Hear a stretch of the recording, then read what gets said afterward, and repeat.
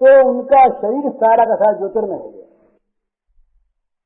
विचित्रता आ गई, भगवान के शरीर उसके शरीर में कैद खाने में तमाम पहरेदारों ने देखा कि ये क्या सूरज चमक रहा है।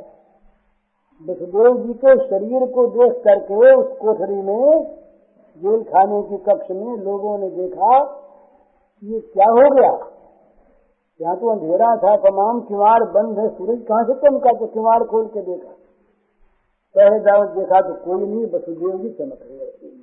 आंखें चौंधिया गई, दुरासदो अति दुर्धर्षो भूता नाम संभव। इतना वो तेज प्रकट हुआ उनके शरीर से कि देखने वाले लोगों की आंखें चौंधिया गई, चकमगा गई कि ये क्या हो गया। ये इनके अंदर ये सूरज, इतने सूरज एक साथ। और फिर एक विशेषता ये दिखाई दी कि अरे वो सूरज तो तपता बहुत है, बड़ी गर्मी, और इस सूरज का प्रकाश तो हजारों लाखों सूरजों का था, लेकिन ये बड़ा शीतल है भाई। तो कमरा बंद करने की छीन है उन लोगों की, बोले वसुदेव जी को देखते रहें। इस प्रकार से ततो जगन्मंगलमच्युतांशम समाहिते समाहितम शूरसुतेन देवी दधार सर्वात्मकमात्मभूतम काष्ठायथानंदकरम मनस्कः सा देवकी सर्वजगन्निवास निवास भूता यथराम नरेजे भूजेन्द्र देवनिशिखे बरुद्धा सरस्वती ज्ञान खले यथा सती। कहते हैं भगवान तो ज्योतिर्मय अंश को, जो सारे जगत का परम मंगल करने वाला है, वसुदेव जी ने अपने अंदर धारण किया। और फिर वसुदेव जी ने मन किया भगवान की प्रेरणा से, तो वो जो उनके अंदर का तेज था वो देवकी के अंदर प्रविष्ट कर आधान हो गया उसको। तो अब तक तो देवकी तेजवती नहीं थी, और जब भगवान का देवकी के अंदर प्रवेश हो गया तो ये जो शुद्ध तत्व था भगवान का परमानंदमय दिव्य विग्रह, ये जब देवकी के अंदर प्रवेश किया तो देवकी भी चमक उठी। उन्होंने सर्वात्मा आत्मस्वरूप भगवान को धारण कर लिया ना अपने अंदर, तो भगवान देवकी के अंदर आकर के देवकी के देह को भी चमका दिया। और जैसे पूर्व दिशा चंद्रमा को धारण करती, इसी प्रकार से शुद्ध सत्य से संपन्न देवी देवकी ने और सर्वात्मा और आत्मस्वरूप भगवान को अपने अंदर धारण किया। तो भगवान जो है ये कैसे हैं? सर्व जगत निवास। ये भगवान सारे जगत के निवास स्थान है। तमाम जगत भगवान के अंदर रहता है, तमाम जगत भगवान के अंदर निवास करता है। तो बड़े आश्चर्य, तमाम जगत को स्थान देने वाले भगवान का निवास स्थान देवकी बन गई। तमाम जगत को आश्रय देने वाले भगवान को देवकी ने अपने उदर में आश्रय दिया, निवास स्थान बन गई। निवास भूता जगन, सर्व जगन निवास निवास भूता, सारे जगत को निवास देने वाले, सारे जगत को अपने अंदर बसाने वाले जो भगवान देवकी के उदर में आ गए, देवकी उनका निवास स्थान बन गई। लेकिन देवकी के शरीर में तेज आने पर भी भगवान ने इस समय देखा कि अभी जरा समय नहीं है, तो जैसे घड़े के भीतर किसी दिए को बंद कर दे, अथवा जैसे कोई ज्ञान खल हो और अपनी विद्या को अंदर छिपाए रखे, इस प्रकार से बाहर प्रकाश न फैले, वैसे ही कंस के कारागार में बंद होने के कारण से देवकी की शोभा जैसे बाहर होनी चाहिए थी वैसी नहीं थी। लेकिन तो भी जगमगा उठा उनका शरीर, उनके शरीर से तेज की आभा निकलने लगी।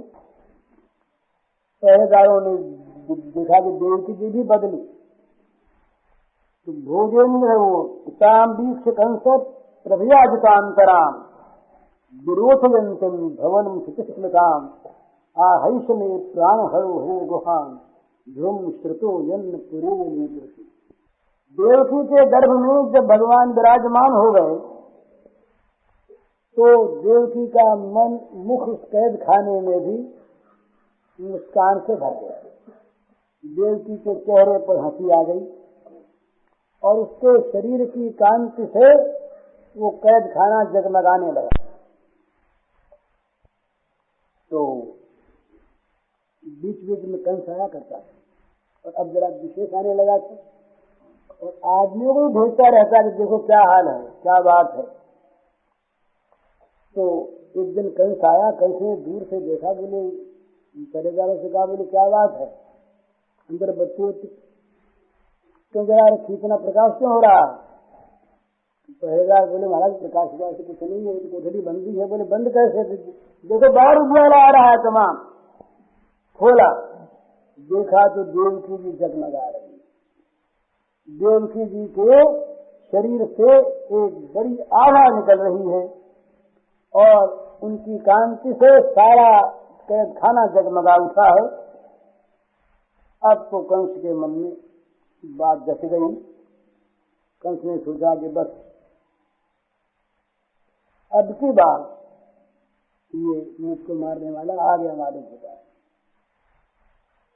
ये प्राण हरो हरि है, मेरे प्राणों को हरण करने वाले जो हरि हैं वे इस गर्भ में अब आ गए हैं। क्योंकि इससे पहले तो मैं कई बार आया, जो कि तो बच्ची छोटी सी मेरे गोद में खेली, मैंने इसको लालन पालन किया और अब तक देखता रहा। ये तो बड़ी, अब जेल खाने में तो ये तो पड़ी हुई और बड़ी क्षीण और बड़ी बलिदानगी हो रही थी और इसका तेज घट गया था और अब तो ये जगमगा रही है।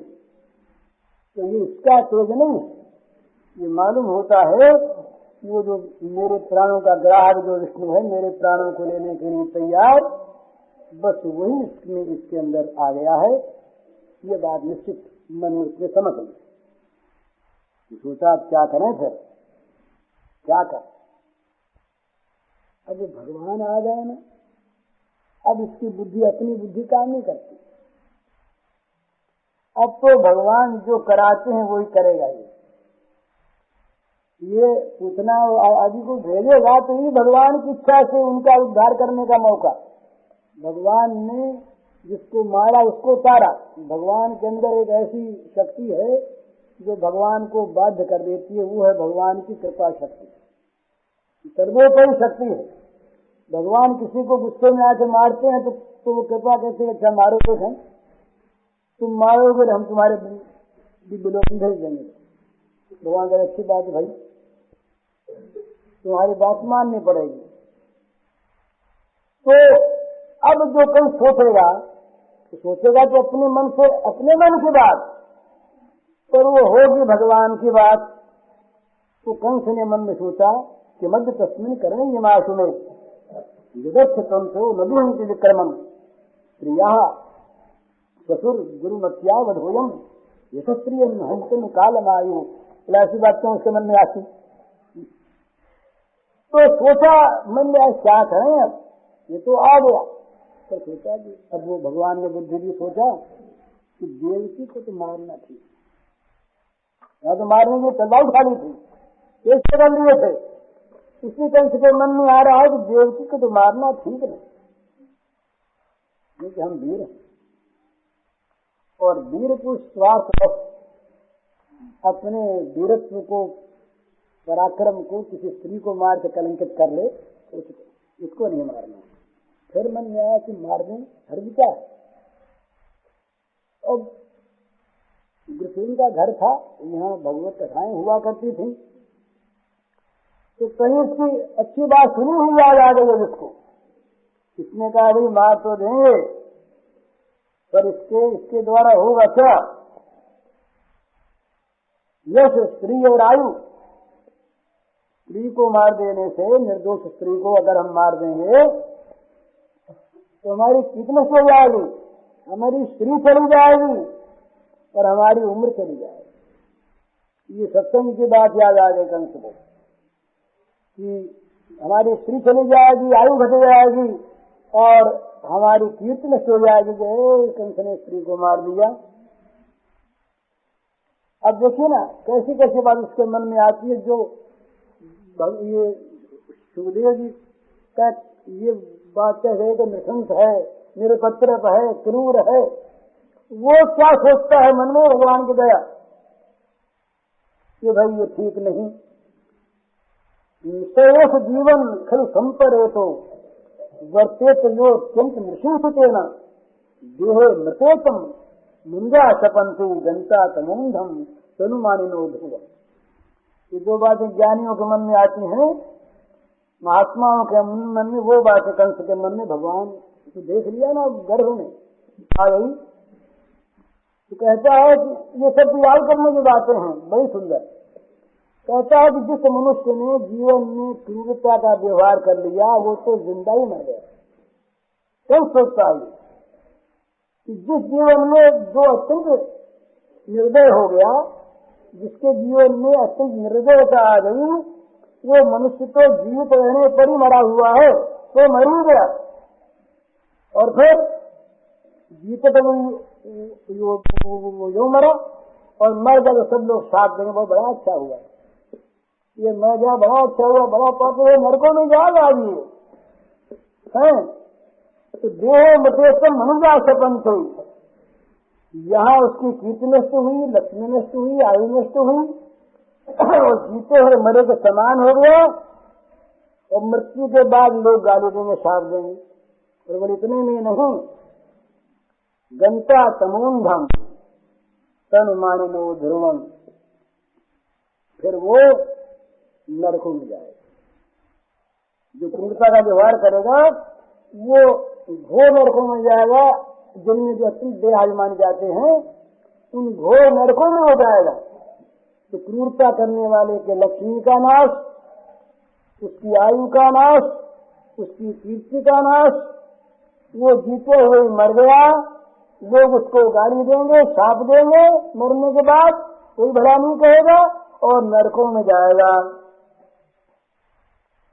तो कहते हैं कि इस प्रकार कंस के मन में सद्भाव सद्विचार आ गया। तो इति घोरतमाद भावात तन्निवृत्त स्वयं प्रभु आस्ते प्रतीक्षम तज्जन्म हरिर वैरानुबंधक। इस प्रकार से वहां आज वो चाहता देव को मार सकता था, आज कौन रोकता? रोकने वाला था नहीं, कैद खाने में बंद रहे। किंतु स्वयं भगवत कृपा से वो इस प्रकार सद्विचार वाला हो गया। मंगल चिन्ह हाथ में पहने हुए, कंकण पहने हुए, जो बहन को मारने के लिए तैयार हो गया था, वो आज बैरी को आया हुआ देख करके भी और उसको मारने से निवृत्त हो गया। तो इसका क्या कारण है? बस वही कारण है कि भगवान, उसके अंतर में आज भगवान का प्रवेश हो गया। देवकी के अंतरंग में आज भगवान आ रहे हैं। तो भगवान के दर्शन की बात तो अलग रही, जिसके अंतर में भगवान है उनका दर्शन करने से भी मनुष्य की बुद्धि पवित्र हो जाती है कई तरीके की। औरों की बात अलग नहीं। जो स्वभाव से क्रूर, पाप जिसका स्वभाव, हत्या जिसका स्वभाव, इस प्रकार का जो क्रूर निर्लज्ज कंस, वो आज देवकी के सामने सद्विचार से संपन्न हो गया। ये भगवान के अंदर में आने के बाद देवकी के दर्शन का ये प्रभाव है। तो अब वो बैर भाव से और भगवान के जन्म की प्रतीक्षा करने लगा और इसी को मारना है। देवकी को क्या मारना है?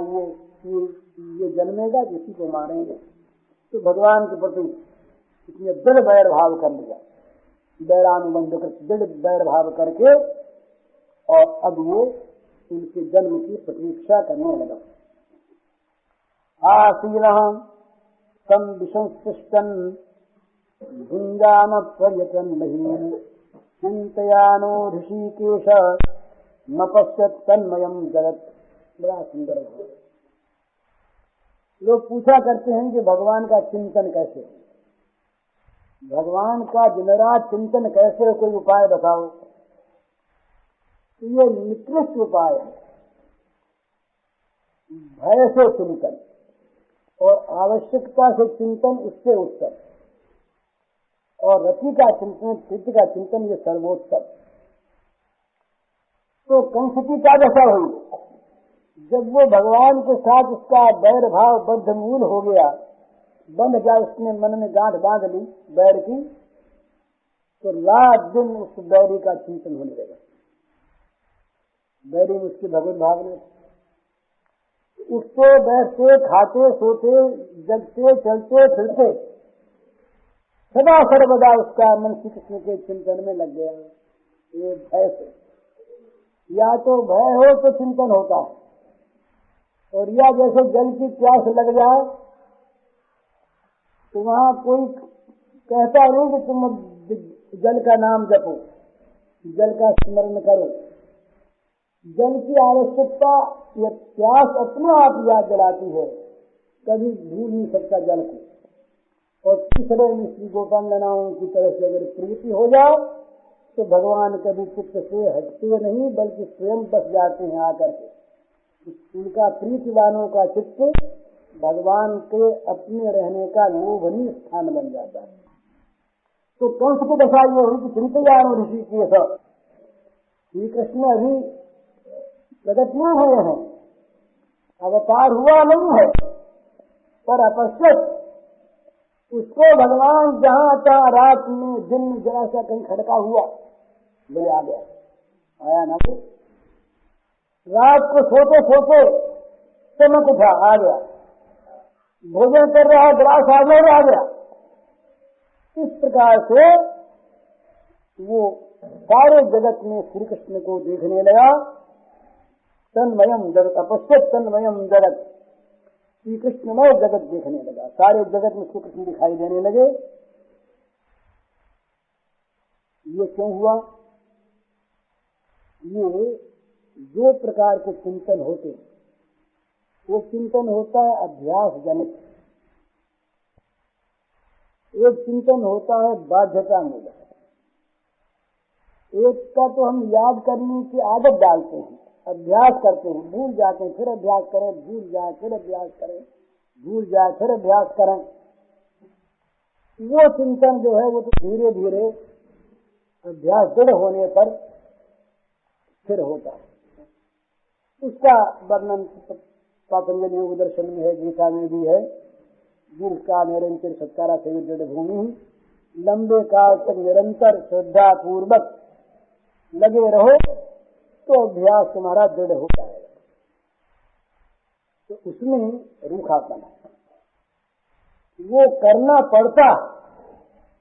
एक वो स्मरण है जो करना नहीं चाहता आदमी, पर हुए बिना रहता नहीं। इस बैर भाव ने कंस के मन में भय उत्पन्न कर दिया। कंस का मन भयभीत हो गया, और भयभीत होकर के कंस चेष्टा करता, बुलाता दोस्तों को, मित्रों को, राक्षसों को, बोले और बात चलाओ, रात दिन चिंता में तो कुछ और बात करो। और बात करने का उपक्रम कर रहे हैं, बोले आ जाए। कहाँ पुरसा बात करते करते, और कैसा राक्षसों से राक्षस कैसे बोले, क्यों डरते हो आप? इतना डर किस बात का? बच्चा पैदा भी होगा तो मार देंगे, है क्या उसमें? भगवान है तो भी क्या? तो वो ये कहता है कि भाई क्या बताएं, डर तो हमारे मन में बैठ गया, मानो वो श्री कृष्ण ही डर होकर के बैठ गया मन में। भगवान मानो डर के रूप में आकर के व्याप्त हो गया मन में। बोले तुम लोगों भी वो दिखता है, तुम लोग होते मेरे हितैषी, पर मैं भूल जाता हूँ कहीं तुम्ही वो बनकर न मार डालो। तुम्हारे सब रूपों में अपश्यत तन्मयम जगत, जगत में वो भी तो है ना।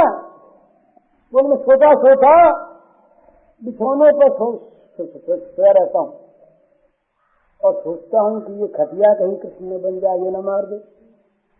अरे वो तो दिखने लगी, यही कृष्ण तो है, ये क्यों तो खड़ा हो गया, उठ करके मार देगी। इस प्रकार से निरंतर और नित्य वो भगवान में तन्मय हो गया, सारे जगत को भगवतमय देखने लगा। ये जो अवस्था है ये बड़ी अच्छी अवस्था है। किसी ने कहा है कि भय से भी, बैर से भी, क्रोध से भी, काम से भी, लोभ से भी, लज्जा से भी, किसी प्रकार से भी अपने मन को भगवान से जोड़ ले। भगवान से जुड़ा हुआ मन भगवान को मन में प्रकट करके और सारे जगत में दर्शन करा दे। क्योंकि सारे जगत में है ना, भगवान को जगत में आ करके प्रवेश करना नहीं पड़ता। भगवान तो जगत भर में स्वयं हैं ही, वे ही भिन्न रूपों में अभिव्यक्त हो रहे हैं। तो यदि उन भगवान को देखने का हमारा स्वभाव बन जाए, ऐसा कौन स्थान है जहाँ वो नहीं है? तो कंस का ये सौभाग्य उदय हो गया कि भगवान के जन्म से पूर्व ही कंस पर कृपा की भगवान ने। ये बड़ी कृपा। ये भगवान किसी चाहे कोई बैर रखे, वो जब कृपा करते हैं तो अपने आप उसे दे देते हैं। तो भगवान ने अपने आप को कंस को दे दिया। जहाँ देखे वहाँ श्री कृष्ण।